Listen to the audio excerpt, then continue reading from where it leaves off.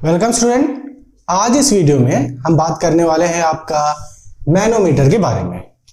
इससे पहले के एक वीडियो में मैंने बात किया था आपसे रिगार्डिंग बैरोमीटर, जो कि एटमॉस्फेरिक प्रेशर को मेजर करने में हेल्प करता है। ये जो इंस्ट्रूमेंट है मैनोमीटर, ये आपका यूज होता है to measure the pressure due to a gas. कोई भी पर्टिकुलर गैस है, वो कितना प्रेशर आपका एक्सर्ट कर रहा है, उसको पता करने के लिए हम मैनोमीटर का इस्तेमाल करते हैं। तो चलिए देखते हैं कैसे यूज होता है। मान लीजिए आपके पास एक ऐसा ट्यूब है इस तरह से, जिसके अंदर आपका गैस है। ठीक है, यहां पर आपका गैस है और आप चाहते हैं कि ये गैस आपका कितना प्रेशर एक्सर्ट कर रहा है, ये आप निकालें। नाउ जो सेटअप है बाकी पार्ट का, वो कुछ इस तरह से है। इसके साथ ऐसे एक यू शेप ट्यूब भी अटैच्ड है आपका इस तरह से। और क्योंकि पहले हमने इसमें गैस भरा है, तो हम एक स्टॉपर भी लगा देंगे, जिससे ये गैस आपका बाहर निकल के न चला जाए, वरना उसके द्वारा प्रेशर हम एक्सर्ट कितना कर रहा है पता नहीं कर सकते। तो यहां मान लीजिए हमने एक ऐसे स्टॉपर लगा दिया।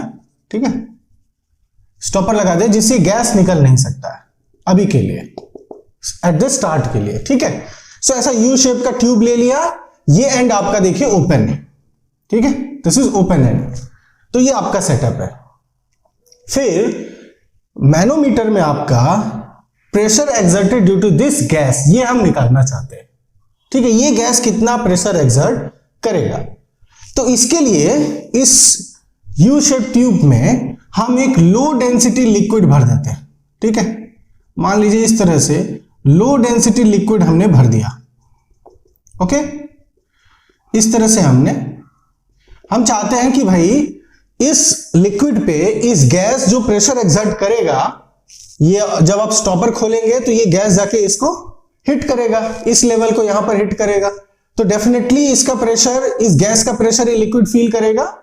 तो इसीलिए इसकी डेंसिटी हम लो रखते हैं, एक लो डेंसिटी लिक्विड हम लेते हैं।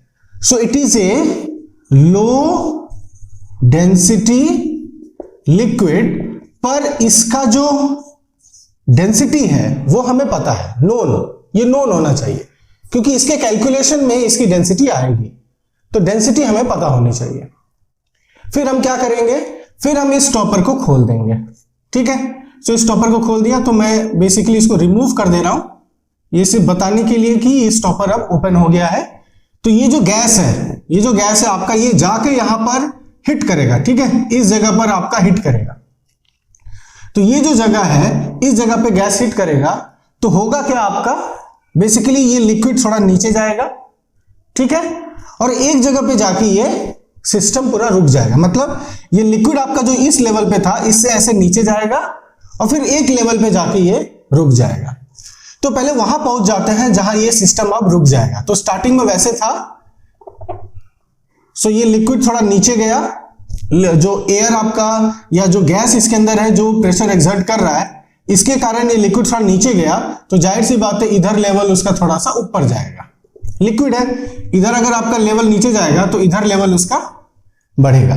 तो इधर नीचे गया है, इधर लेवल मान लो उसका ऐसे बढ़ गया। ठीक है, यहां हम दो पॉइंट ले लेते हैं, ये पॉइंट ले लेते हैं, ये पॉइंट, इसको हम कह देते हैं आपका पॉइंट ए। अब देखिए पॉइंट ए पे जो प्रेशर एक्सर्ट हो रहा है वो गैस द्वारा हो रहा है। ये जो गैस है, ये आपका यहां पर प्रेशर एक्सर्ट कर रहा है। ठीक है, नाउ अब हमें कैलकुलेट करना है कि ये कितना प्रेशर एक्सर्ट कर रहा है। बेसिकली अगर हम पॉइंट ए का प्रेशर पता कर ले कि पॉइंट ए पे कितना प्रेशर है, तो हमें मिल जाएगा कि प्रेशर गैस कितना एक्सर्ट कर रहा है। ठीक है, ए पॉइंट का प्रेशर हमको निकालना है। कैसे निकालेंगे, देखिए। हम क्या करेंगे, जो ए पॉइंट है इसी के एकदम सीधा लेवल पर एक पॉइंट यहां ले लेंगे, एक पॉइंट लेंगे। मान लीजिए इसको मैं बी पॉइंट कहता हूं। ठीक है, ए पॉइंट के एकदम सीधे सेम लेवल पर मैंने एक बी पॉइंट ले लिया। अब ए पॉइंट और बी पॉइंट सेम लेवल पर है, तो जितना प्रेशर ए पे होगा सेम प्रेशर बी पे भी होगा। भले दोनों का सिचुएशन जो भी हो, सिचुएशन दोनों का यहां से आप देख सकते हैं, दोनों का सिचुएशन अलग अलग है, फिर भी सेम लेवल पर है तो दोनों सेम प्रेशर पे होंगे, सेम प्रेशर फील करेंगे। अब ए के ऊपर क्या है, ए के ऊपर तो गैस है, तो ए फील कर रहा है आपका जो पॉइंट ए है वो फील कर रहा है pressure due to the gas, और बी क्या फील कर रहा है, प्रेशर किसके कारण फील कर रहा है, बी आपका इतना लिक्विड, जो ये बी पॉइंट के ऊपर देखिए इतनी लिक्विड है। सो मान लीजिए इसका हाइट हमने निकाल दिया, ये हाइट आ गया h, तो इस बी पॉइंट के ऊपर आपका h हाइट है, ठीक, h हाइट की लिक्विड है जिसकी डेंसिटी हमें पता है। तो ये कितना प्रेशर एक्सर्ट कर रहा है, ये जो लिक्विड है ये h हाइट का, या जो लिक्विड कॉलम है h हाइट का, ये बी पॉइंट पे कितना प्रेशर एक्सर्ट कर रहा है, तो ये आपका करेगा, आपको पता है h रो g। तो हाइट हम यहां से निकाल लेंगे, ठीक, डेंसिटी मैंने पहले बताया था नोन लेना है, जो लिक्विड लेंगे उसकी डेंसिटी आपको पता होनी चाहिए, और एक्सीलरेशन ड्यू टू ग्रेविटी हमें पता है, तो इससे हम निकाल सकते हैं। पर अभी भी ये कंप्लीट नहीं हुआ। देखिए ये एक ओपन ट्यूब है, ओपन है, ठीक है, यहां से आपका ओपन है, ये ओपन होने के कारण यहां पर आपका एटमॉस्फेरिक प्रेशर भी लगेगा, क्योंकि ये ओपन टू एटमॉस्फेयर है, तो यहां आपका एटमॉस्फेरिक प्रेशर भी आएगा। तो सिंपली जो बी पॉइंट है, ये वाला पॉइंट, ये सिर्फ इतना लिक्विड का प्रेशर फील नहीं कर रहा है, सिर्फ इतना लिक्विड का प्रेशर फील नहीं कर रहा है, साथ ही एटमॉस्फेयर का भी प्रेशर फील कर रहा है। तो इसके साथ में PA that is atmospheric pressure भी आ जाएगा। तो हमें मिल गया प्रेशर ड्यू टू गैस कितना हो गया, एटमॉस्फेरिक प्रेशर प्लस ये जो लिक्विड हमने लिया था इसका h हाइट का जो प्रेशर एक्सर्ट कर रहा है वो। तो PA that is the pressure exerted by the gas, ये जो गैस आपने लिया है वो जो यहां प्रेशर एक्सर्ट कर रहा है, कितना कर रहा है, atmospheric pressure plus h rho g, ये आपका जितना, ये लिक्विड कॉलम जितना प्रेशर एक्सर्ट कर रहा है। तो यहां से हमें आपका atmospheric pressure plus h rho g करने से pressure exerted due to gas मिल जाता है। सो ये एक इंस्ट्रूमेंट है मैनोमीटर, जिससे हमने pressure exerted due to a gas निकाल सकते हैं, ठीक है। So this is how a manometer work. Now थोड़ा सा इसमें मैं एक प्रॉब्लम भी यहां पर इसी में डिस्कस कर लेना चाहता हूं, सो दैट आपको थोड़ा सा ये जो लिक्विड कॉलम, ये जो h रो g, इसका थोड़ा आइडिया हो जाए, ठीक है। ये किस तरह से हम किसी का डेंसिटी या कुछ हाइट निकालने में ये हेल्पफुल हो सकता है। तो इसके लिए एक प्रॉब्लम में ले रहा हूं। इस प्रॉब्लम में अगेन मैं एक यू शेप ट्यूब ले रहा हूं, ऐसे मैंने एक यू शेप ट्यूब ले लिया, ओके, और इसमें आपके 3 लिक्विड भरे हुए हैं। तो चीजें आपका किस तरह से हैं देखते हैं। मान लो यहां एक पॉइंट है और इसी के सेम लेवल में पॉइंट है, यहां आपका ये पूरा आपका मरकरी भरा हुआ है, मान लो ये मरकरी भरा हुआ है, ठीक है, होल सेम लेवल पर ये मरकरी भरा हुआ है। इस लेवल से यहां पर 10 सेंटीमीटर 10 सेंटीमीटर आपका वाटर है, दिस इज वाटर, ओके। और इस हाइट से मान लो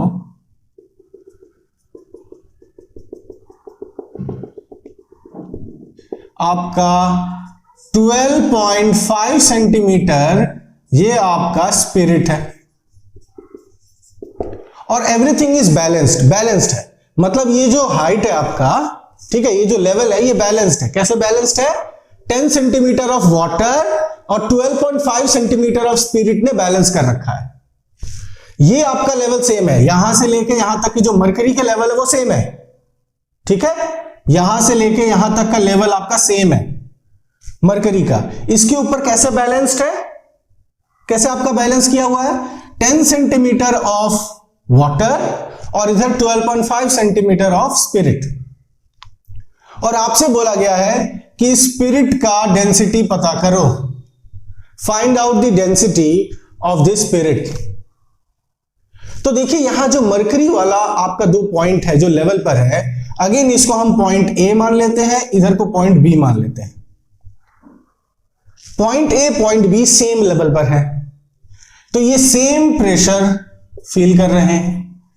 सो P A equal to P B लिख लेते हैं पहले, ये लेवल सेम है तो P A equal to P B. ध्यान रखिएगा सेम लेवल है तो सेम प्रेशर पे होंगे, भले उनके ऊपर या वो जो भी उनके ऊपर का कंडीशन अलग अलग हो, अलग अलग कंडीशन होगा फिर भी प्रेशर सेम होगा, ठीक है, क्योंकि ये सिस्टम आपका इक्विलिब्रियम पे है, रुका हुआ है, न ये लेवल नीचे जा रहा, न ये ऊपर जा रहा, न इधर से नीचे जा रहा, न उधर जा रहा, ये सब बैलेंस्ड है।